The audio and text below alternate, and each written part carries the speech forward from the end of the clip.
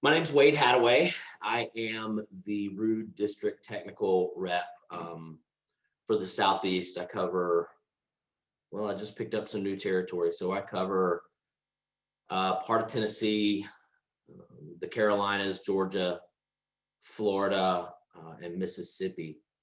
I have been with the company for a little over 5 years, and I have been with Tropic for that same amount of time. So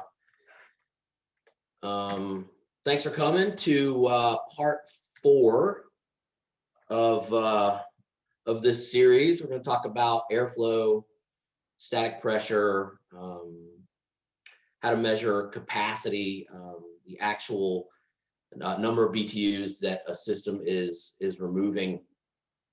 And if you were here for part 1, in part 1 we talked about psychometrics and enthalpy, and you got an enthalpy chart emailed to you after part 1. We're going to use that chart, and then after we're done today, there'll be a follow-up email that you'll get. They'll send Nicole will send the chart out again. If you have any questions at all, please use the chat function, and the way to get there is just go to and your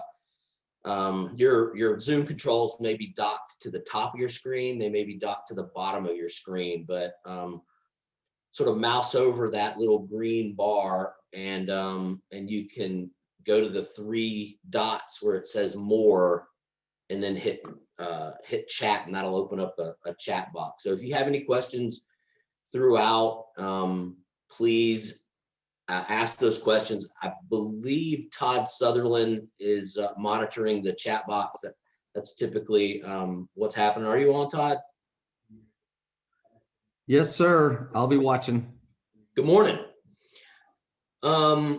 We're also going to, so we have one more class. Part 5 is 2 weeks from today. We're going to talk about electricity, wiring, low voltage troubleshooting. It's a class that I haven't done before, so I think it'll be good, but you'll have to show up to find out. We will be having 4 trivia questions, if you will. They're really about what we're talking about today. Well, I'm getting ahead of myself. So if you come to all 5 webinars, right? So if you're here and you've been to the previous 3, there's only one more. That's in 2 weeks. Everybody that comes to all 5 gets a free copy of the heat pump service manual. Roughly $50 value for the service manual. If you have any of our other service manuals, if you've ever seen one, it's a fantastic book. A lot of diagnostic procedures, troubleshooting, walkthroughs. The service manuals are great. There's also going to be 4 questions today through today's class. When we get to the section, so about halfway through, I'll ask 2 questions, and at the end, I'll ask 2 questions, and you're going to answer those questions in the chat box. So when we get to the quiz page, I'll sort of let everybody know, hey, go ahead and open up your chat box and get ready to type, because the first correct answer is going to win one of 4 prizes. And I don't know that these are the exact prizes that will be given away today, but they will be valued at $50 or more. So that's $200 worth of prizes that Tropic will be giving out today. Well, you can only win once per class. I'm not sure about once per series. So I know. Yeah, we've been letting them win multiple times if they're participating in each of the classes, but only 1 prize per person per class. Per class. Okay, good. Also, Wade, we got to mention that some people, it looks like, may not have gotten, or if they got it, it might have gone to a spam email or something like that. But Nicole, can we resend out the psychometric chart to everybody? Is that possible? Yes, it'll go out in the follow-up email. Does it need to go out now? They don't have to have it right now. I mean, Okay. if I'll be showing it on screen, and we'll be talking about it. So I don't think it's going to be necessary to have it in hand. So that shouldn't cause any problems. So first, we're going to talk about airflow and airflow. If you've been to any of my classes before, you've probably heard me say that airflow is the most important thing that gets looked at last, right? So a lot of times we get tunnel vision, and we go out to a service call or even a new install, and the first thing that we want to do is we want to get our gauges, and we want to put our gauges on a unit, and we want to see what's going on with that charge. But really, we don't know what's going on with the charge, and we don't even know if the charge is right if we haven't verified indoor airflow. So the charging chart is based on, and we talked about charging 2 weeks ago a little bit, right? We talked about refrigerant states and components and charging. If your indoor airflow is not right, if it's more or less than the airflow that charging chart was built on, it's going to be wrong. You're never going to get the charge right. You might get the superheat. I mean, you might get the subcool right, but it's still going to be wrong because you're not moving enough, the right amount of air through that indoor coil. So we'll get there. So a couple of things that we're gonna talk about a lot today, right? First, one of the major things we're going to talk about is static pressure. So what is static pressure? Static pressure is the pressure of the air that's moving through the duct. It's the pressure that the air presses against the sidewall of the duct. And you can see in this drawing, we've got the static pressure is equally applied through the to the sidewall of the duct. And then we've got velocity pressure. I'm not necessarily that concerned with velocity pressure. That's just how fast the air is moving. But the higher the static with modern motors, right? If you've got an ECM, be it a constant torque or a constant volume motor, if your static pressure is high, your velocity pressure is high. And we measure static in inches water column. And I got a great slide later on when we talk about measuring devices, of exactly what that means. So static pressure is measured in inches water column. And again, it is the pressure that is exerted against the sidewall of the duct. And that static pressure provides the back pressure that the blower needs. So when we have a blower that's moving air through a duct system, there's two pressures there. There's a negative pressure and a positive pressure. So we've got a negative pressure pulling air into the fan, and then we've got a positive pressure pushing air out of the fan. And either one of those pressures, whether it's negative or positive, creates velocity pressure and static pressure. The other thing we're going to talk about is we're talking about CFM a lot. So CFM stands for cubic feet per minute. And that's really telling us what the volume of air that's being moved by the blower. So the volume of air is just how much air is being moved. And if you've been to my classes, you've probably heard me say this too. I say it a lot. I'm a pretty simple guy, and I like to have visual representations of things for me to sort of wrap my head around. So when I think of a cubic foot of anything, I think of a milk crate. Now, a milk crate's a little bit more than 12 by 12 by 12. It's really 13 by 13 by 14 or something like that. But everybody's seen one of these. A lot of you have them in your truck or your service van. We're all familiar with a milk crate and what it looks like. So when I think about what volume of air I need to move through a duct system, that's what my mind goes to. And so if you think about how much air you need to move through your ductwork, the higher the CFM number, the more milk crates of air you've got to move, right? So when I think of 800 CFM, I think of 800 milk crates of air per minute moving through that duct system. And the reason that's important is because the more turbulence and the more restrictions and the undersized ductwork even can cause you a lot of problems, and it makes it harder to move those 800 milk crates per minute, right? So I touched on this just a second ago. When we're moving air, the blower creates a pressure difference. We've got a negative pressure and a positive pressure. So our return, we're returning the air to the blower. That's negative pressure because we're pulling it in. And then on the supply side, that's our positive pressure because we're pushing the air out. It doesn't matter if you have a gas furnace or an air handler. Doesn't really matter the orientation of that blower, whether it's before the coil or after the coil. We're still creating a positive pressure and a negative pressure. Any resistance to the airflow, not just in our duct work itself, but anywhere in that, anywhere in our distribution stream, right? So if we have a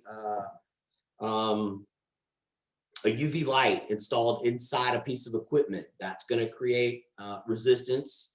There's going to be friction there, and it's going to create turbulence.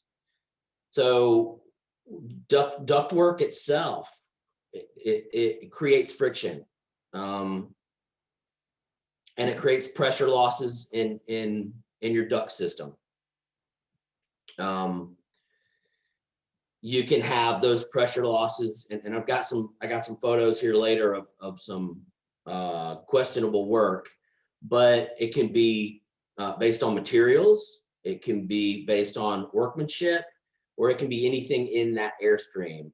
Your registers and grills also create friction, turbulence, and there's a pressure drop. So everything in that duct system and in the equipment. So duct material is super important. And here we've got, I got 3 photos, right? I got a 16-inch piece of flex, I got a 14-inch hard pipe, and I got a 12 by 14 piece of square run. And all 3 of these pieces of ductwork at the same static move about the same amount of air, right? So each one of these, if everything's right, moves about 1,000 CFM, or has the ability to move 1,000 CFM at the same static pressure or at the same friction rate.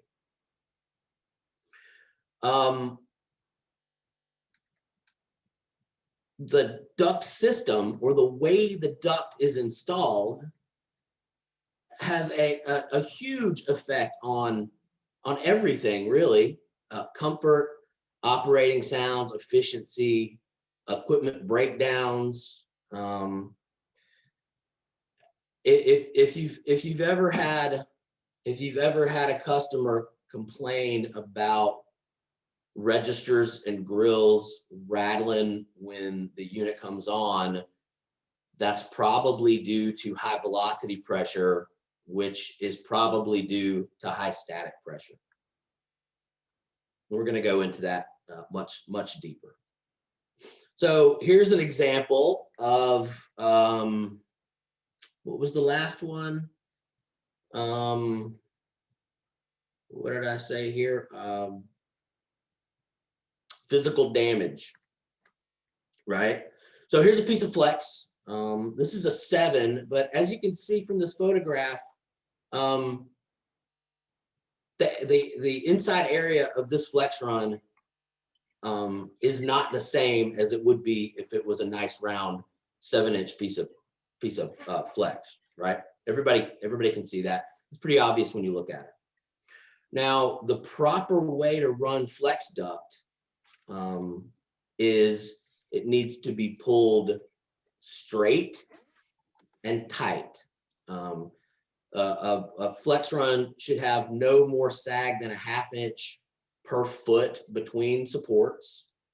and the liner needs to be pulled tight. And you can see from these 3 bullet points down here on the bottom left that if you don't pull that liner really tight, right? So if you think about what that liner looks like on a piece of flex duct, it's a giant spring, really, right? And when you pull that flex out of the bag, you've got to stretch it out. If you don't do that, the coils on that spring, if you will, are compacted, and that creates a lot more drag and turbulence and friction.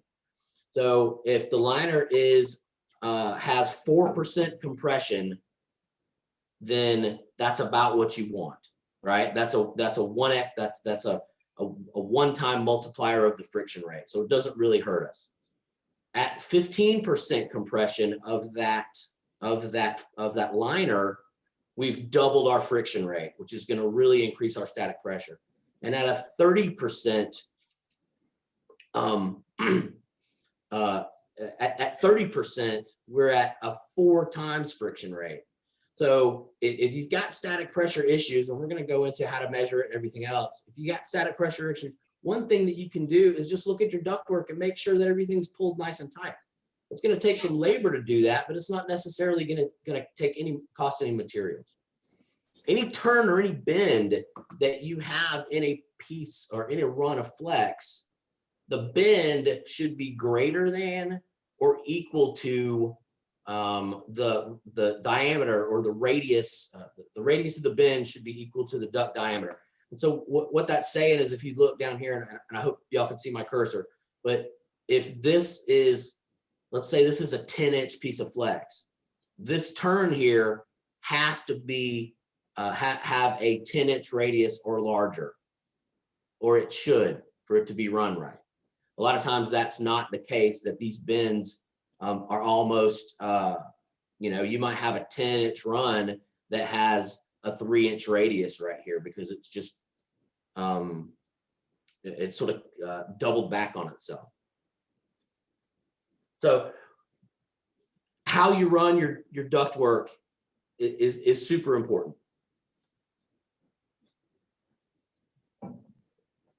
I like to put, I think that these 3 graphics of typical, better, best are a great representation of how your ductwork really has everything to do with how easy it is to move the air through the system. And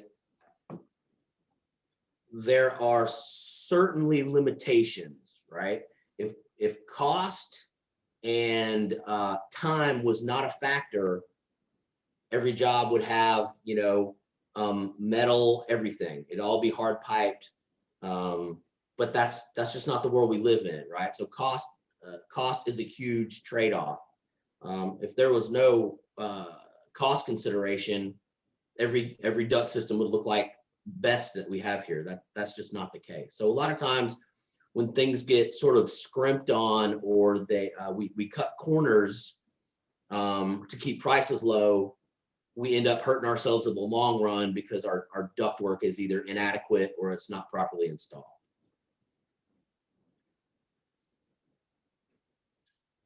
And I sort of touched on this earlier. Every component that the air passes through provides resistance, creates drag and friction, and has a pressure drop. And we also measure that pressure drop in inches water column. We're not going to talk too much about pressure drop today, but pressure drop would just be the measured static going into an air cleaner and then out of that air cleaner, and the difference there would be the pressure drop, or how much drag or friction that air cleaner or filter or UV light or anything else is causing. And I'm not saying that we don't want to use IAQ products. We do, but if you're going out to a job, especially if you're bidding an install, or you're giving somebody a proposal, and part of your proposal is to upgrade and add some IAQ products, you want to make sure that the ductwork can handle the extra pressure drop. And that might mean upsizing a return or adding another run on your supply or something like that to make sure that we can handle that extra pressure drop. In retrofit applications, it is extremely common to make an assumption that the ductwork that is in the house or in the structure or in the property, that it was sufficient for the system that was there. Bad or improper ductwork could be one of the causes of why that system is being replaced, right? It could have killed it. So it's easy to assume that the ductwork that's there was good enough and that it's also going to be okay for the equipment that I'm putting in. That's not necessarily the case. So if you're ever going out to do a proposal or you're looking at a job, right, and you're going to recommend that they replace their system, if that blower motor works and you can run the fan, check your static, see what your static pressure is. And that will really help you to determine whether or not you're going to need to upsize your ductwork or make any ductwork modifications. It's a lot easier to build that into your price and talk about it on the front end than it is to go back and have several callbacks and then tell your customer that, oh, it's going to be another, $1,200 because I gotta make these mods to your ductwork. People do not, in my experience, people do not appreciate that.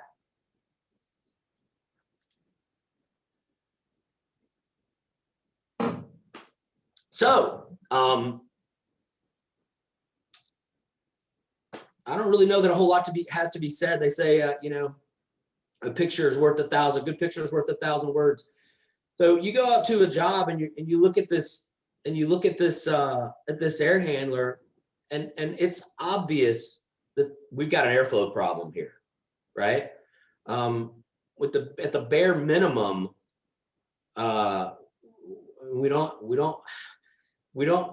we have way too much compression, it looks like to me, and this run, maybe it's a 10, maybe it's a 12, maybe it's a 14, I don't know what it is, but it's being crushed. So at the very least, if we go up and we see this on a system, we should fix that. I always remember, I don't really do service calls anymore, but when I did, it sort of got hammered into my brain early on in my career that when I leave a job, I'm the last heating and air professional to look at that piece of equipment.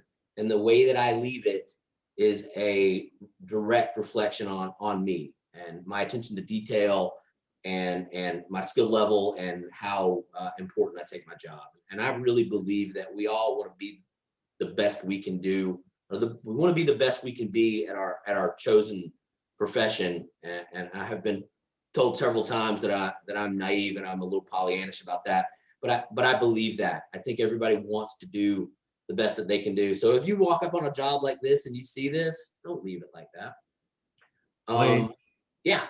I got a question about measuring the static pressure of the duct, unless you're going to get into where to measure it later. Yes, but the question I am. I have. We got a whole section on that. So just hang on to that for a second. And once we get to that point, if you still have a question, please let me know.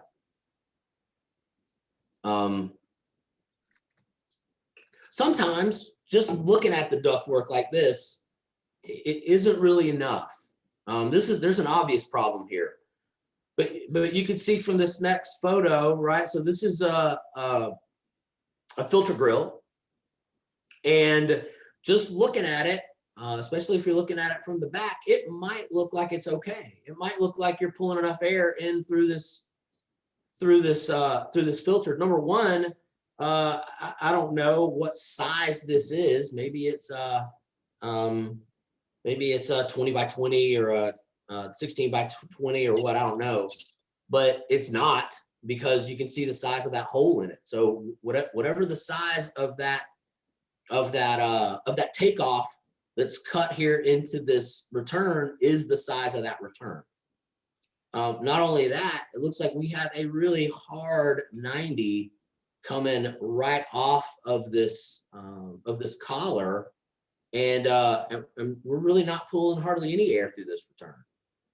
So sometimes you have to dig in and figure out what's going on, especially if your static is high. And I guarantee you on this one, return static is very, very high.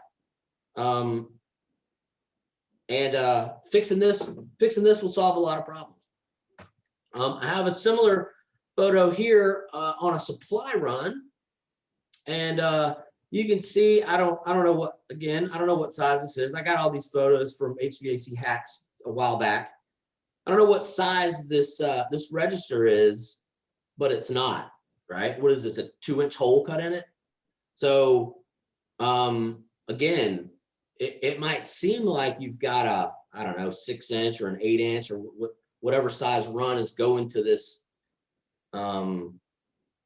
boot, but it's not.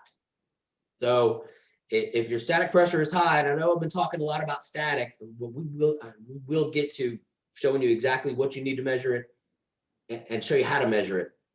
But if your static pressure is high, and in a perfect world, we'd like to see a 1/2 inch of water column, external static.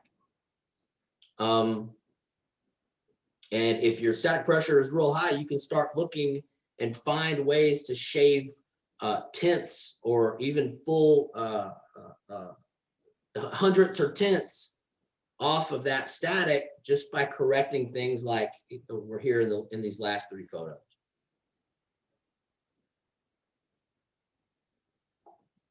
So just to sort of recap what we've talked about so far, friction and turbulence oppose the flow of air created by blower-induced pressure differentials. Really, what that means is that friction and turbulence make it harder to move the air through the duct. And an easy way to think about that is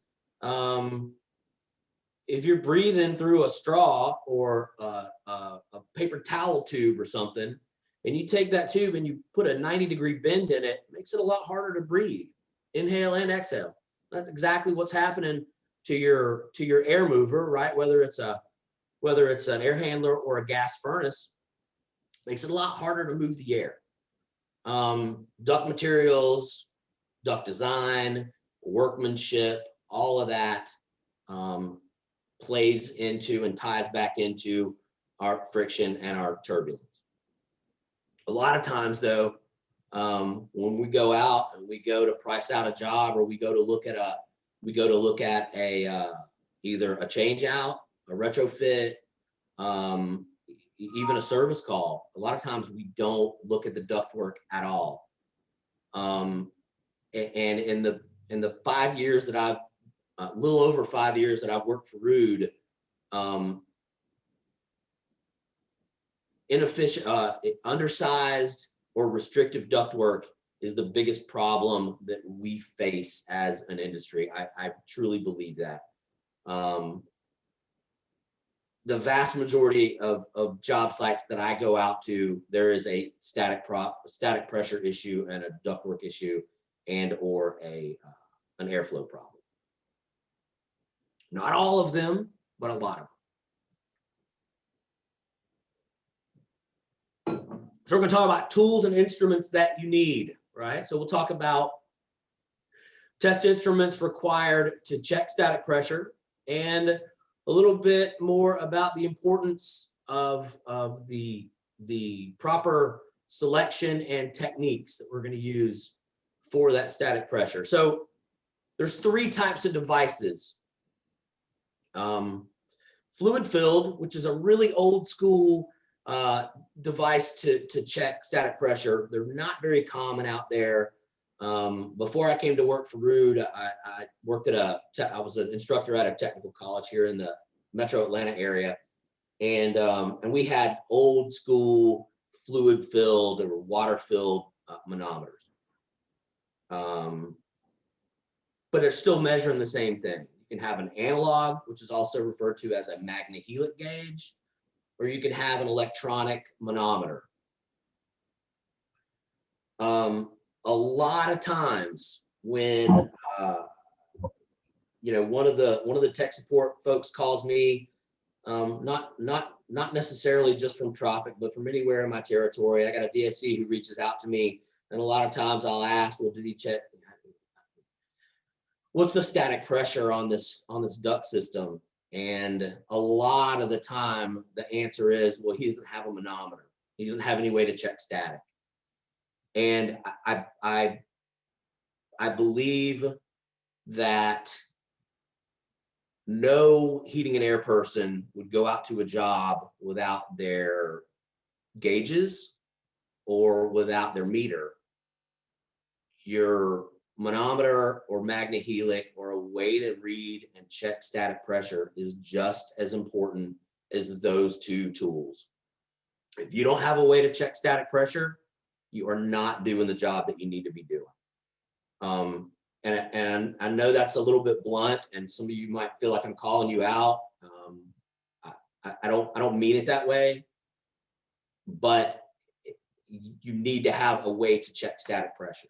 And you can spend a lot on a dual port digital manometer, or you can spend a little money on a water filled tube in tube manometer. Either way, they'll work, and either way, and I'm going to show you how to do it. Either way, you can check static. But if you're not checking your static pressure, you're leaving yourself open to a lot of mistakes. So a fluid-filled or a water-filled manometer is really what you're seeing here. So we've got the figure 2.1 on the left is a water-filled manometer that is not being exposed to either negative or positive pressure. So either we've got the blower off, or this manometer is not hooked up to a air handler or a furnace. And you can see that we're at 0 here, meaning that there's no positive pressure, there's no negative pressure. We're just at atmospheric pressure. So with the on the positive pressure side, and the reason that we measure in inches water column is exactly what this is. So this is a U, this red is just water, right? So as we hook our tube, and I'm going to show you how to do this here in just a minute, but as we put that positive pressure tap in our supply ductwork, the pressure pushes down on this water and raises it up on this other side. So this is our water column, and right now we're at a 3. So this is going to be 3/10, right? So we're at 1, 2, 3/10 of positive pressure. We've moved our column of water up 3/10 of an inch. We take this same tap and we move it down and we put it in our return, and the negative pressure of the air that's being pulled into the blower section pulls this water up. So we have a negative 0.3 or a negative 3 static. And you can get, I don't know if Tropic sells these. You don't really see them that often, but you can get a water-filled manometer, and they're very cheap if you don't want to spring for a digital one or whatever. But you need to have something to check your static pressure. An analog manometer is also referred to as a magnehelic gauge. These have been around for a long time. They're very accurate. If you have one, typically it comes in a big plastic case. Don't drop it, okay? So typically your magnehelic gauge is a 2-port instrument. It has a tube coming out from the positive and a tube coming out from the negative. Sometimes they're referred to as low and high. Sometimes they just have a plus and a minus on them. If you're doing residential duct testing, you want to, and you have a magnehelic gauge, or you want to get a magnehelic gauge, make sure it goes up to 1.5 inches water column. And like I said, the sweet spot, what we're looking for in a perfect world would be 0.5. And then electric manometers. These are a lot more popular. They're a lot easier to read in a lot of ways. The most accurate of the three is the fluid filled, because you don't have to worry about any mechanisms in it. You don't have to worry about dropping it. I mean, you can break it, but electric manometers can slide if you've got low battery. They can start to give you less than accurate readings. So you can have a single port like the yellow one. You can have a dual port like the black one. And then a lot of times, if you have a dual port, especially, you can scroll through. You can push a button to show you, your return static, your supply static, and then your total.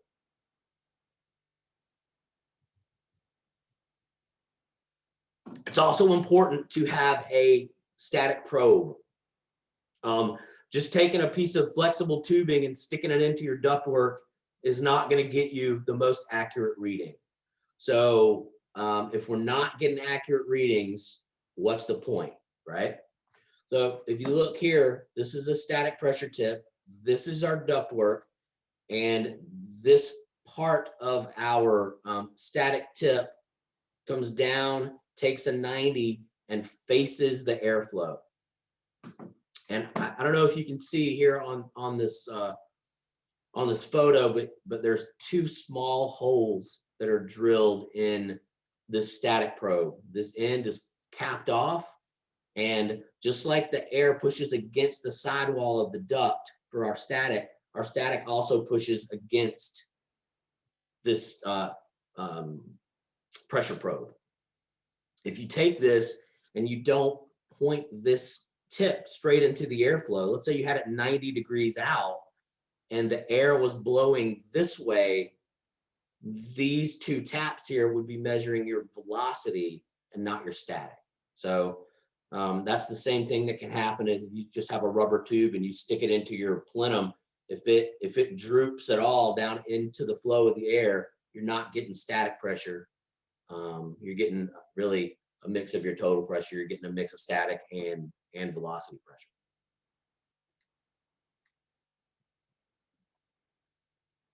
So the accuracy of analog and electronic instruments can be affected by field abuse or battery life. Like I said, if you've got a MagnaHelic, be careful with it. Don't drop it.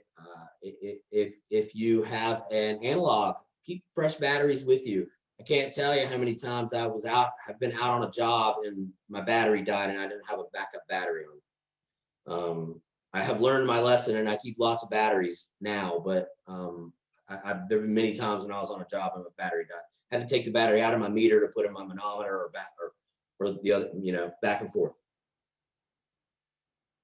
But if you don't have a manometer, you need to get one. I'm not trying to sell manometers. I don't work for a company that manufactures them, but you can't properly commission a system or charge a system if you don't know what the static pressure is or what the airflow is. All right, so it's quiz time. Go ahead and go up to the more area here and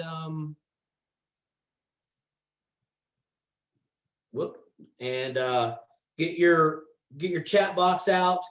And the first question is define static pressure. What is static pressure?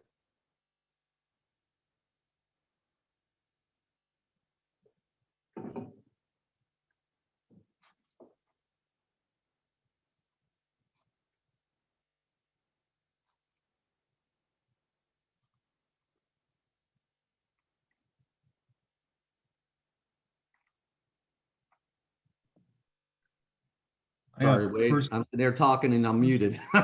Okay. Let's try this again. Okay. So the first answer we had was pressure on the sides of the duct. I think that's right. I go with that. That's William from Eco Air. Congratulations. So, I mean, any variation of this will work, right? It's the pressure of the air pushing against the sidewall or against the sides of the duct. Our next question is, what is a common instrument used to measure static pressure. So how are you going to measure static? That was answered from Michael Martinez. He was the first one to answer manometer. I always have to, when anybody says manometer, I always have to stop myself from going do, do, do, do, do. I just For did those that. of you who That's know okay. that. And again, that was Michael Martinez. Okay, nice job, Michael. So manometer, magnet gauge, YouTube, water filled, right? Any of those answers would have worked. And again, if you don't have one, you need to get one. So field measurement. So let's say you do have one. Got to clean my glasses off. You do have one. How do you use it? What are you going to do with it? Right? Doesn't do any good to have a tool if you don't know how to use it or how to set it up. Or I'm going to show you all that. So we're going to learn how we're going to talk about how to use a manometer to measure air pressure in both return and supply ducts. We're going to talk about external static and understand how to calculate it. And we're going to use the manufacturer's data to obtain CFM. So what we're going to do is we're going to measure our static pressure. Then we're going to take that static pressure reading, that number, and we're going to look at the blower table for that piece of equipment that's moving air. And ours are located in the installation manual. So we're going to take our measured static, we're going to look at the blower table, and we're going to find that static pressure number on that table, and that's going to tell us exactly how many CFM this blower is moving. So what do we need? We need a manometer. Don't really care what kind. We need static pressure probes so that we can make sure that we are measuring static and not velocity pressure. And we need the OEM blower data. And like I said, for us, it's located in the installation manual. So if you're on site and you have the installation manual right there, it's typically towards the back of the manual. If the manual's not there, you're on site, you don't have it, you can get to all that information, myruud.com in PTS. And that's a whole other discussion about PTS. But if you don't have access to MyRuud, get with the folks at Tropic and they can get you hooked up. So get with your sales consultant, get with the folks at the branch, get with Brad or Tim. Anybody can get you taken care of.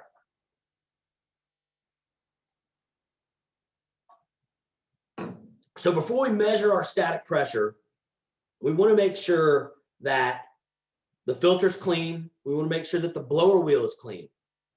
We want to make sure that we know what the blower speed is. So if you just walk up to an air handler and you check your static, if you don't know what blower speed that air handler is set at. So if it's a PSC motor, what speed is it on? Is it high? Is it low? If it's a constant torque motor, what tap is it using? All our PSCs, and I know there's a lot of them out there, right? They're not new, right? All the stuff that we're using now is basically all constant torque or constant volume motors. But it doesn't matter. All of our PSC motors shipped on high. All of our constant torque motors ship on tap 5. The vast majority of equipment out there in the field is still on high or tap 5, because it didn't get checked and it didn't get commissioned properly. So you got to know what blower tap is. So you got to take the door off, and you got to know what speed the blower is set at. You got to make sure that you're checking static at the right spot. And it needs to be between the filter and the inlet of the air handler. If you pull this filter out and check your static pressure and then put that filter back in, your number has changed. You're not getting an accurate reading. Because this filter is going to have a pressure drop. And so if you check without the filter in there, or you check down here, right? You check before the filter instead of after the filter, you're not getting a good reading. So it's got to be after the filter and at the outlet of the air handler, right? Where the air is coming out of the air handler. And you want to make sure that that the blower is operating and it's at the right speed. And this is a great thing to do. So you go out before you even check the charge, really before you even hook your gauges up. If the system's not running when you get there, you need to let it run for 20, 30 minutes so that everything can stabilize and you can really check your charge. During that 20 or 30 minutes, this is what you should be doing. You should be checking your static so that you can make sure that it's running at the right speed so that you can really check and verify your charge. I know there's not a huge amount of gas furnaces down there for you guys, but there are some. And it's also important when you're checking static on a gas furnace that, again, you check between the filter and the furnace. We've also got to check between the top of the furnace and the cased coil. And a very common mistake is to take this pressure tap and put it up here over the coil. The air handler ships with the coil inside the unit. The gas furnace does not. So the air handler blower table is built knowing that that specific air handler has this coil with it, and that pressure drop is taken into account on the blower table. The gas furnace doesn't ship with the coil inside it. There are applications where you might have heating only. And I know that's a little bit crazy for us here in the Southeast, but the further you go up north, there's a lot of houses that don't have cooling. They only have heat. That's becoming a problem now, right? It's sort of getting a little bit warmer. So a lot of times you'll see in extreme summer situations. Seattle had a really hot summer a couple of years ago, and there were a lot of people putting in cooling systems in their houses up there. But if you check your supply static after your cased coil, you're not getting a good reading. Wade, we have a question. 95% of the AC we service are in a closet with no return plenum and on an air handler stand. What's the best way to check static? So there's a couple of ways that you can do that. If you've got some room there between your filter and the bottom of your air handler, that's where you're going to put your static pressure probe. If you have like a front return air handler, right, which just has you got your slab coil here, and I hope y'all can see me. I talk with my hands a lot. So you got your slab coil here, and then your filter slides right in front of that. You're going to have to get that pressure probe between your filter and your coil. That's the only way to do it and get a good accurate reading. Okay, we have another question. I think I understand where he's going here. It says that's not a realistic representation of a furnace install. It certainly is not. Okay, because typically the case coil is sitting right on top of the gas furnace without a filter box there between it. So the question is, what's the realistic way to check external static pressure between the furnace and the coil? That's a great question. There's a couple of ways you can do that. Okay. Number one, when you look, and this is the same with the air handler coil, but you don't need to do that. But if you look at a cased coil, the coil slides in on essentially a little rack, right? So there's some space between the bottom of the coil box and the rack or the shelf that coil slides in on. You're going to have to take your drill and you're going to have to drill a hole right there. Make sure you don't drill a hole through the coil or through the base pan or through the condensate pan. You could take out one of the screws along that bottom rail, and that screw hole, you might have to enlarge it a little bit, but you can put your static pressure probe in through that. Another way that you can do it is if the gas furnace has a limit that's up here, right? So depending on model of furnace, your limit might be down here. But if you've got a high limit that's up towards the top of the furnace, you can pull that limit out and put your static pressure probe right there.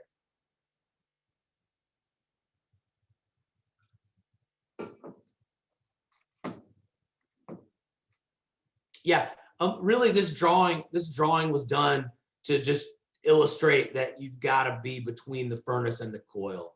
I know now, guys that are up north, right? My colleagues in Chicago and Philadelphia would tell you that, oh yeah, there's always a transition between the gas furnace and the case coil. That's not my experience. Usually if there is down here, it's because the coil is much larger than the furnace, right? You've got a 17-inch furnace and a 24-inch wide coil or something.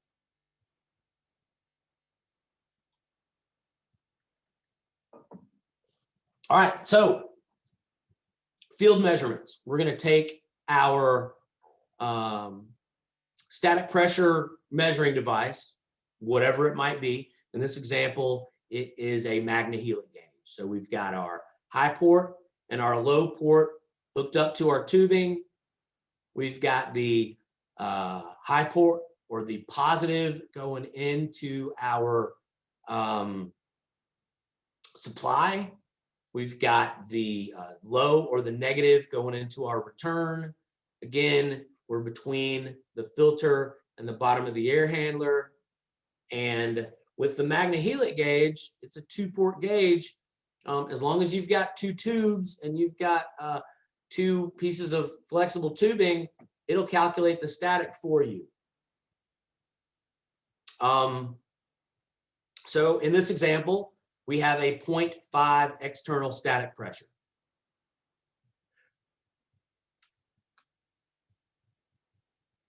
So then the next thing we need to do, so this example is an air handler with a PSC, permanent split capacitor motor.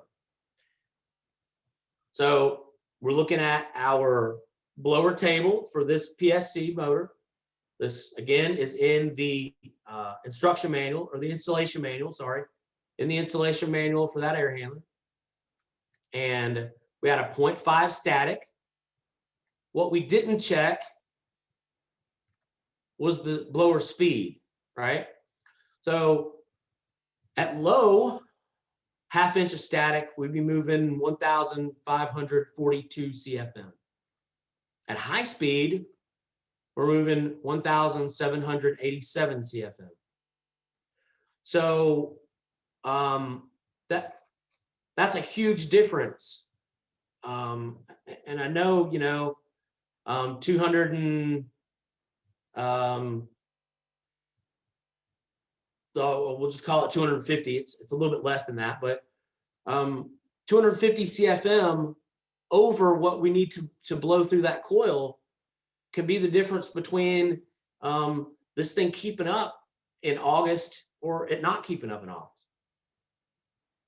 So it's real important to check static and convert that so that we know exactly how much air we're moving through our coil. Now, a couple of questions. Yeah. The first one is, are there static pressure drop ratings in the service manuals for cased coils? And yes, there most definitely is. In the spec sheets on all the Ruud equipment, you'll be able to find those pressure drops. When you're looking at these pressure ratings here, Wade, is this with a wet or dry coil, and does it matter? It's with a wet coil, but I will tell you that you're not going to see a huge difference in wet versus dry. You'll see a couple of hundredths maybe, but it's not going to be a huge difference between a wet coil and a dry coil. But again, in order to really make sure that the system and is commissioned properly and the charge is right, we want to let it run for 20 to 30 minutes, and that should be plenty of time for this thing to start pulling water out and for that coil to get wet. So another example would be with a single port manometer, or if you had a dual port manometer and only had, you know, one static pressure probe and or one piece of tubing.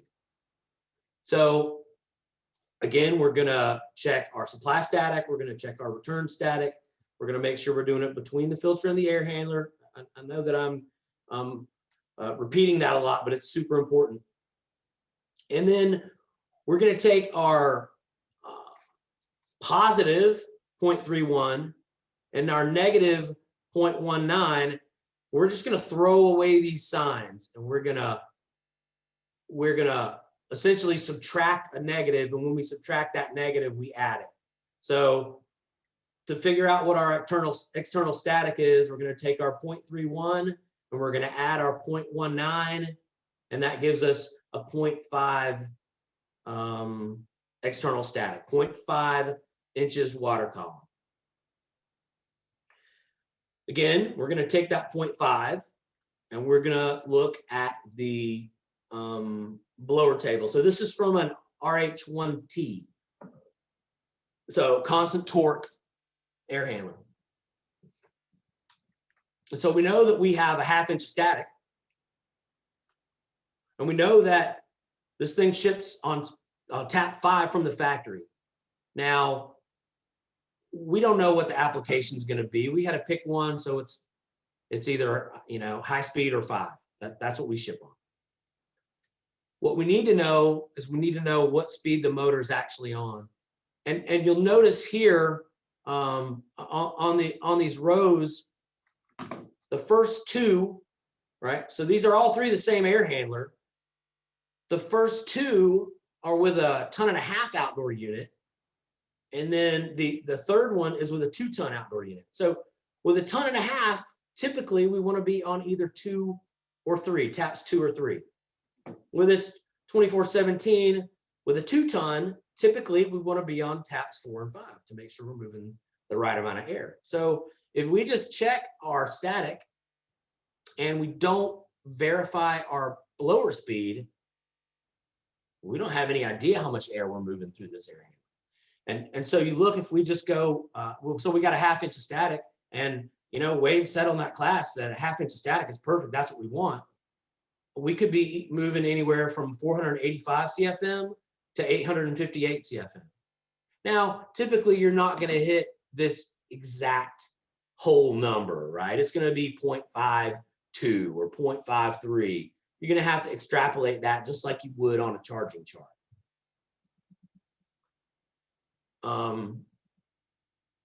And you can also see that as the static gets higher, we move less air. It's harder for these systems to move air the higher the turbulence and the restriction is. So the higher the static, the harder it is to move air.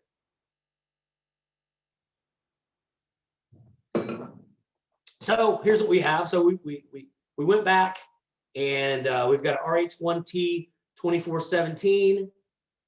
We're using tap 5, 1/2 inch, motor speed, tap 5, 2417. We're moving 858 CFM.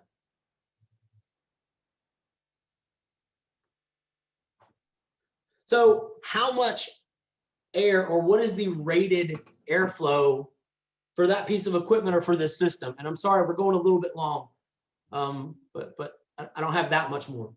So most of us, or a lot of us, including myself, was taught 400 CFM per ton, right? So this rule of thumb that every system needs 400 CFM per ton is wrong. And the only way to know what that matchup, right, your indoor and outdoor equipment needs indoor airflow wise is to check. And you can either get this from the spec sheet in the outdoor unit. Now, the spec sheet for the outdoor unit is not going to list every possible matchup. It's going to list the most popular matchups. So if the matchup that you have is not listed there, you're going to have to go to ahridirectory.org, and you're going to have to find that match on AHRI directory, and it will tell you what your indoor CFM is. Wade, before you go too much further, can we back up a slide? Absolutely. I had a question. Why is the CFM higher on the second 1.5 ton? Oh, on the second 1.5 here? Yeah, I'm not sure. Well, it's not, right? So it's actually lower. And the reason it's lower is because we've got a 13 kilowatt heater in this one. And that 13 kW heater creates a little more drag and a little bit more friction than not having a heater. And I'm sorry, I meant to mention that, right? So when you look over here at our air handlers, we've got the same air handler, the same tonnage, the same speeds. The only difference is this one does not have any heater kit in it, and this one does.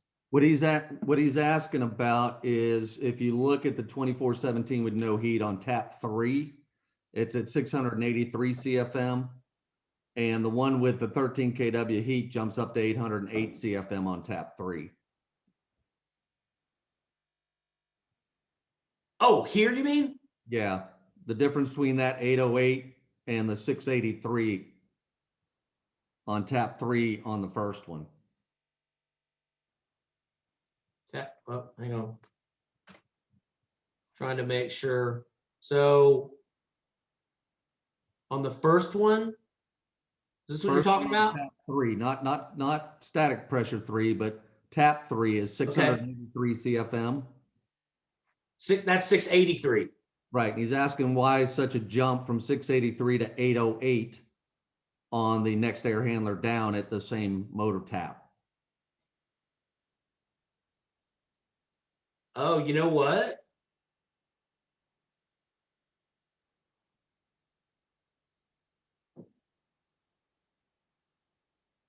Oh, but it's a, hang on.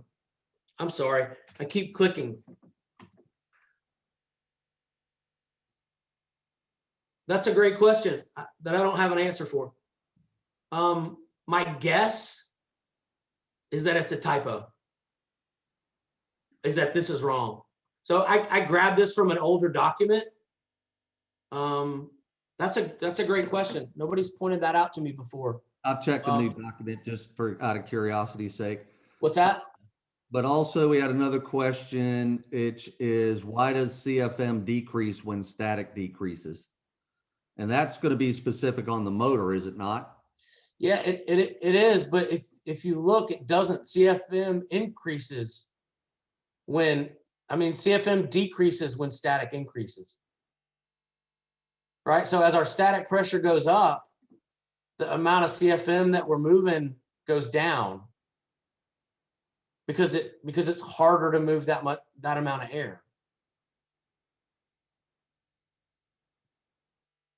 Right. So we have to work harder on tap 2 right here on our top on tap 2 at 1/10 of an inch, we're moving 837 CFM. But as we get up to 1/2 inch, we're moving 485. So if you think about static pressure being a representation of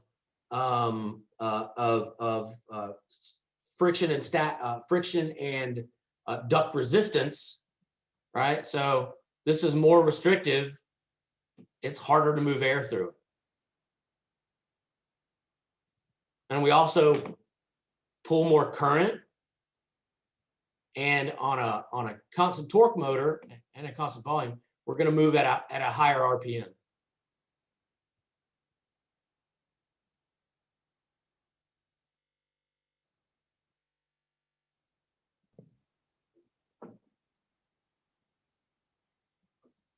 That's all I got so far. Okay, I hope I answered that.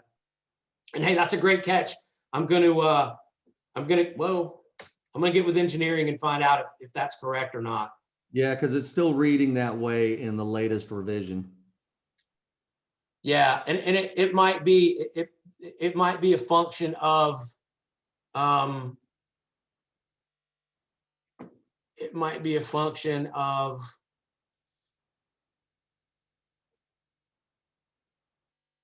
the laminar flow or something, but it looks off. It looks off to me too, but nobody ever pointed it out. So, good catch.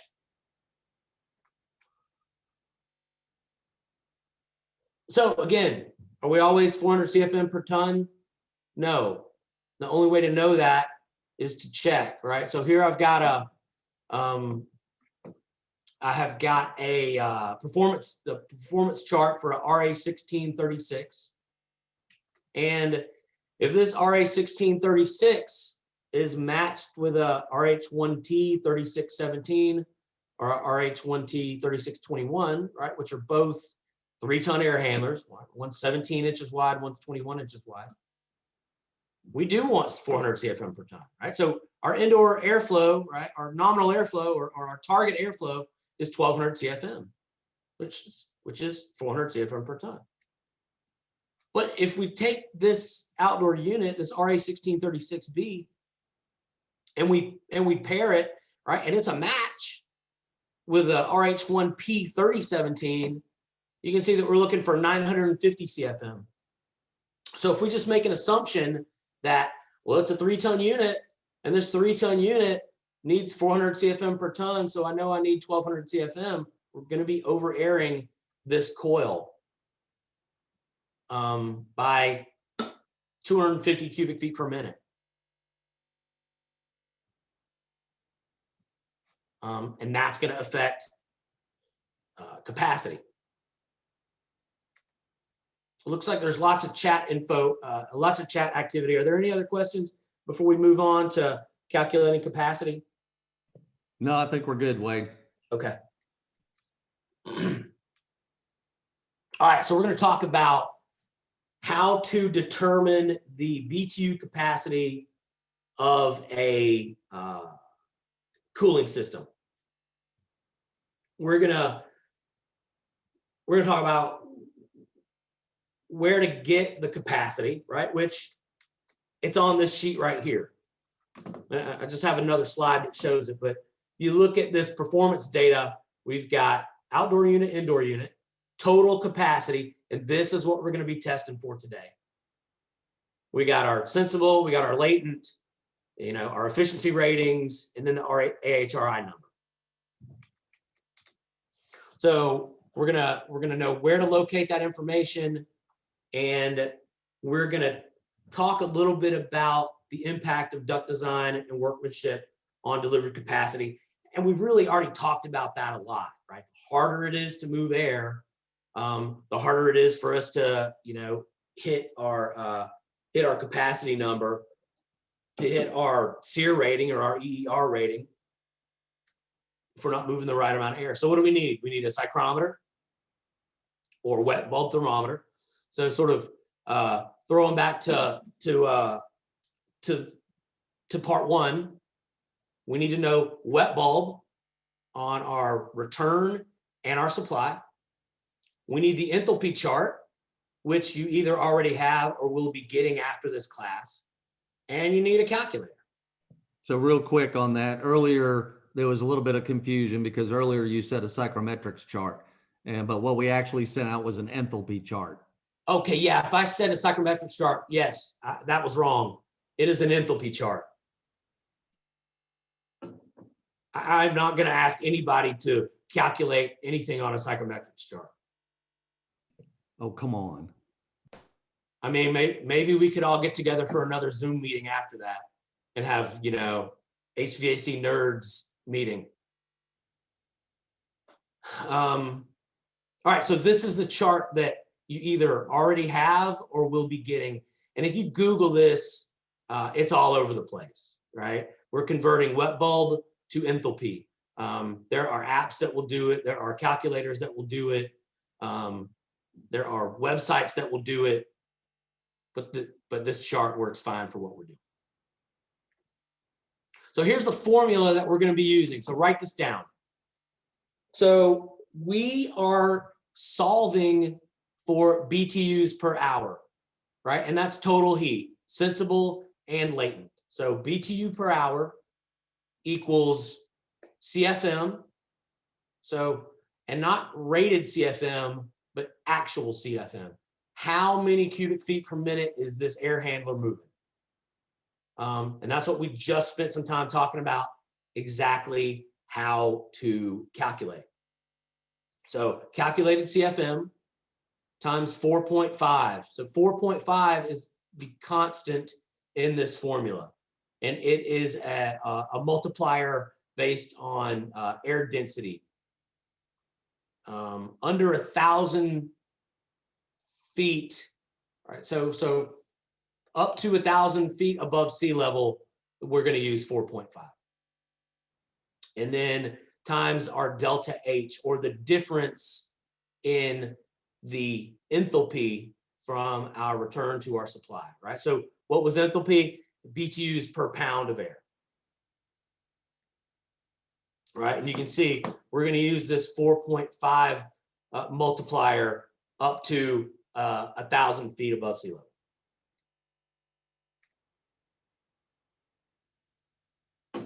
So we've already had to put in some measurement points to check for static, and you're going to use those same measurement points to get your wet bulb temperatures. So we need wet bulb return and wet bulb supply.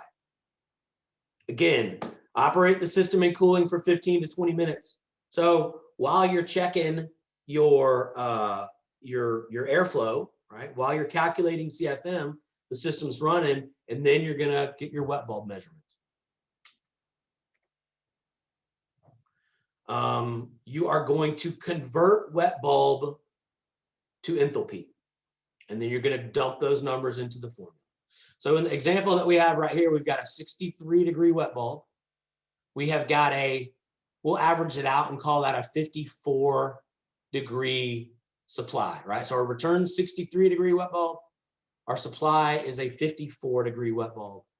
We're gonna look at the chart, and a 54-degree wet bulb temp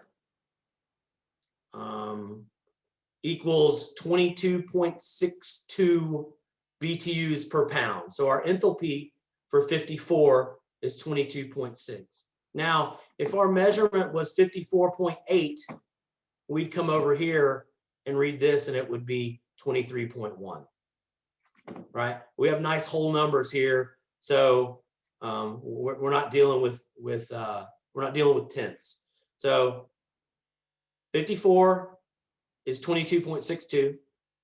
63-degree wet bulb is 28.57 BTUs per pound.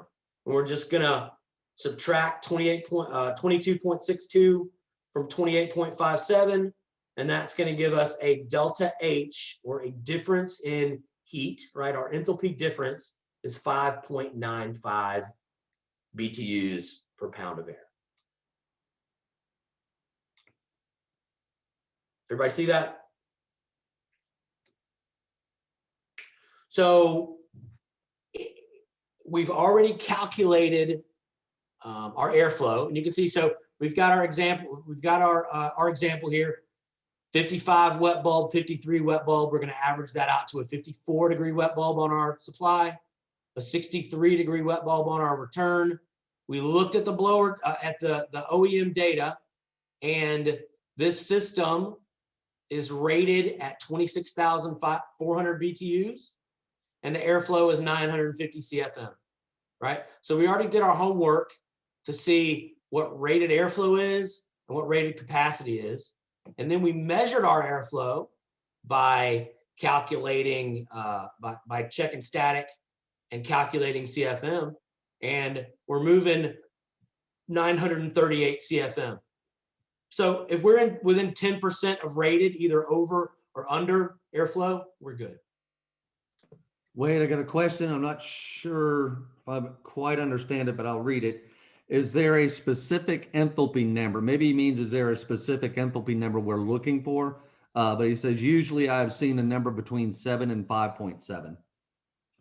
So we're really not looking for a specific number. What we're doing is we're measuring what we have so that we can plug it into the formula and see exactly how many BTUs per hour this system is removing from the space. right? Sure, So because that measurement range and change as the system runs just based on the latent and sensible heat load in the house, correct? absolutely, and it can also change based on the relative humidity outside. So don't get caught up in, I'm gonna just check my wet bulb, convert that to enthalpy, and my difference is 6, and I'm good to go. And I'm not suggesting that's where you were going, but I don't look for a specific number to tell me that it's working the way it should. I look to find out exactly what those numbers are so I can plug it in the formula and see. Uh-oh.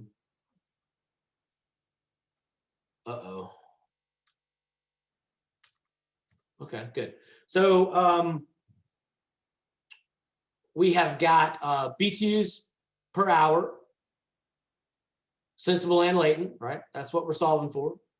We've got our measured airflow, we've got our constant, and then we've got our delta H, right? So we're going to work the formula just like this. We're going to say measured CFM, which was 938 CFM, times 4.5 times 5.95. And this 5.95, we just did this math on a previous slide, right? 28.57 minus 22.62, that gives us 5.95. So when we multiply these three numbers together, that gives us 25,115 BTUs per hour. And we know this system is rated at 26,400. So we're operating at 95% of spec. And we really can't ask this system for any more than that. You might do some calculations and find something out in the field that's operating at higher than 95% of spec, but it's going to be rare. Again, if you're within 10% of this number, you're great. And this calculation can be a great tool if you have a customer who is complaining that the system's not keeping up, right? There might be nothing wrong. You might have gone through this thing with a fine-tooth comb and you can't find a problem. Take these readings and plug them into this formula, and then you can either know, well, you know what, we could be doing a little bit better, or it's doing all that it can do, right? And then you can say that with, you can tell your customer that, hey, it's 98 degrees outside. It's doing everything it can do, but this way you'll know. So does total capacity always equal unit tonnage? And the answer to that is no, not always. So just like you're going to verify airflow and your rated indoor CFM, for each matchup, you also need to look at rated total capacity, right? So again, this RA1636 paired with either one of these RH1T36s, rated capacity is 36,000 BTU. So it is a true 3-ton. But if you look at, again, paired with this RH1P 3017, rated capacity is 35,000 BTUs. And it's really important to make sure that, a lot of times we go, when we do a change out, right, we do a retrofit and we look at the piece of equipment that we're pulling out, and we don't really look what the rated capacity was on that system that we took out, but we don't really look and see what the rated capacity was on the system that we're putting in. So it's very possible that you could be taking out a 3-ton, a really old 3-ton that might be rated, it might be a real fat 3-ton, right? It might be rated at, 37.5. And then you might be putting in a system that's rated at 35,000. And so right there, you've lost, you've taken some capacity off of the table. Might not be a problem, but when it gets really, really hot, it might be. So don't just assume that an RA1636 is rated at 36,000 BTUs all the time. Yeah. On your BTU calculation that you were doing, how much will those readings be affected by outside air temperature? Well, they won't really, because we're measuring, well, depending on where we take our measurements, right? Because what we're really looking at is we're looking at the temperature, or the wet bulb temperature going into our coil, and the wet bulb temperature coming out of our coil. And if we have some duct leakage, either on the return or the supply, it is going to affect those numbers. And we could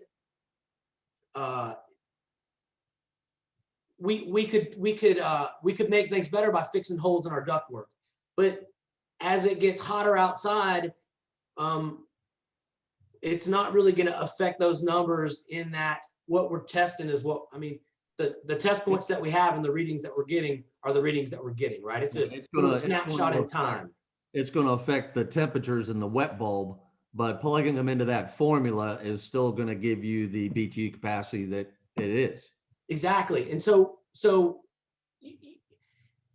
if you measure, in the middle of August based on, April, would that make a difference? Yeah, it could, because the outdoor air that you're pulling in, right? Let's say you got a big hole in your return ductwork.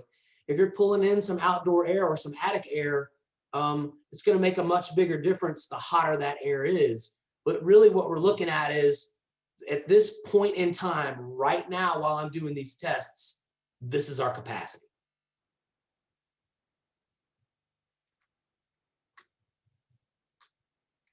All right, go ahead and open up your chat window, get ready to type.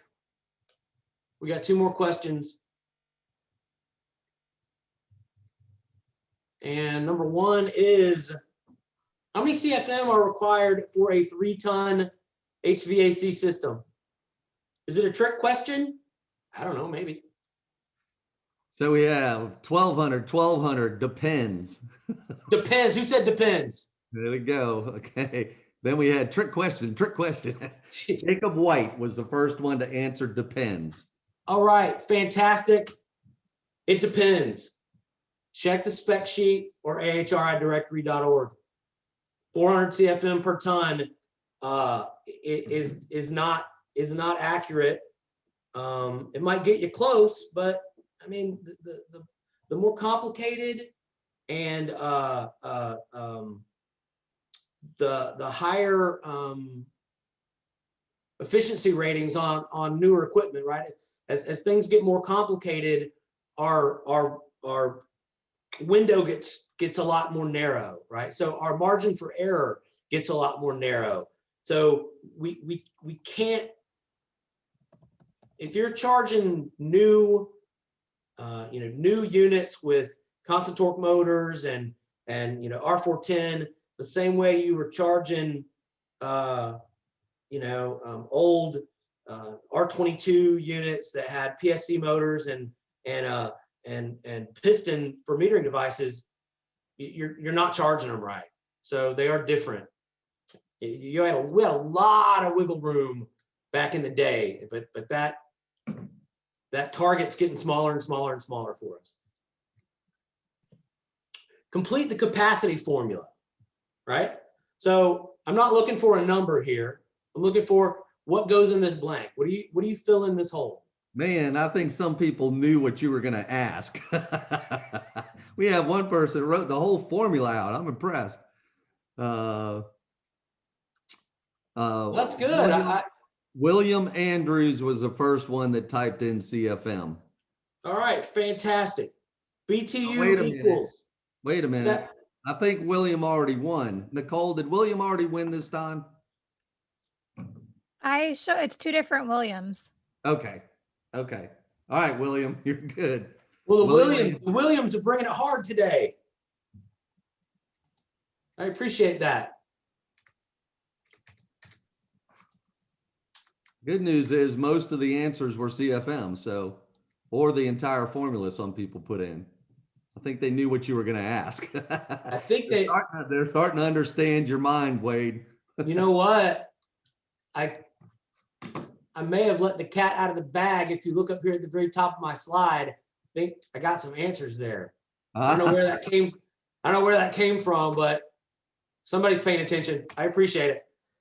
Okay, so got a little. I know we went longer than we have in any previous classes, so I apologize for going longer on this. But are there any other questions that you still have that I didn't answer? It doesn't have to be about this. It could be about it. It could be about anything. I'll do my best to answer your question. I don't see anything coming up, Wade. Let's see. Realistically, the probe would never be able to face the airflow between the filter and the filter coil. Any other options? So if that's the case, and that's what you have going on, there's a couple of things that you could do. If you take that probe, which is supposed to go directly into the airflow, and you spin it exactly 180 degrees out, so it's facing away from the airflow, it's still gonna read static pressure. So you can do that. The other option would be to have some sort of this is an X-Acto knife, but a piece of tubing, a piece of metal tubing that's not flexible. And you take your flexible plastic tubing and put it on the end and put that directly in. And you got to make sure that it is parallel, but you can read static that way. Don't just take a flexible piece of tubing, right? Like my charging cable here, and stick it in your airflow and have it go, because now you're not getting a good static reading, right? So those are options. Those are things that you can do.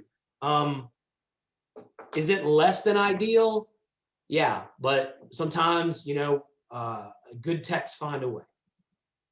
Okay, we have another question. All right, hang on, folks. You're going too fast for me here. So what is the correct name of the probes for checking static pressure? And they're static pressure probes. The Dwyer ones that were shown in there, I'd have to, let me see if I can find it real quick. I believe they're an A303 is the part number. Yeah, those would be the ones that Wade was showing on there. Those are an A303 static pressure probe from Dwyer. And there's also kits that can be bought that have all that with it as well. Yeah, and depending on the manometer that you buy, some of them come with those with a static probe, and some of them don't. It just depends. Like the field piece that I have didn't come with them. Follow-up question is the tube used to read static pressure and the one to read airspeed, do they have different names? Yes, the one reading airspeed is velocity pressure. So you're looking for a velocity pressure probe. Now there are some static pressure probes you can buy that test velocity as well as static pressure. And if you have a probe that tests velocity pressure as well as static pressure, then you want to make sure when you're reading static pressure that you don't have the velocity hole pointed into the airflow. Okay, so if you're going to use that type of probe, then you need to point the probe away from flow, or you're going to be reading velocity pressure, not static pressure. I feel like the easier you can make it for yourself, the better, right? So instead of trying to make something work, get the static pressure probes and use that when you're checking static. Yeah. And yes, somebody pointed out that their static pressure probes are just straight aluminum tube tips. Again, guys, the Dwyer website's got a multitude of different static pressure tips that you can get. I also use the straight aluminum ones, which just have a single static pressure port at the end of the tube. I just sometimes find that in certain places it's easier for me to get those in than that 90-degree bend. But again, it's whatever you want to use. We don't really care as long as you're taking the readings. Yeah, and really just sort of be mindful that you're what is it, perpendicular, right? So if this is the sidewall of the duct, I mean, if this is my if this is my plenum, I want to make sure that my tube is straight. I don't want it angled up or down. I want it to be, like a T, not a Y.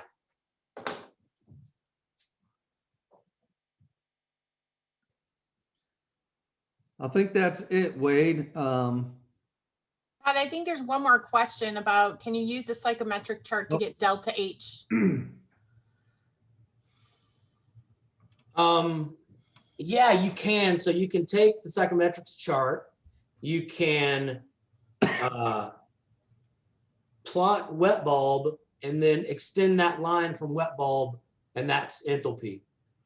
If you want to know more about how to do that, I believe part 1 was recorded, and I do go into the psychometrics chart and how to plot wet bulb, dry bulb, relative humidity, enthalpy, and dew point.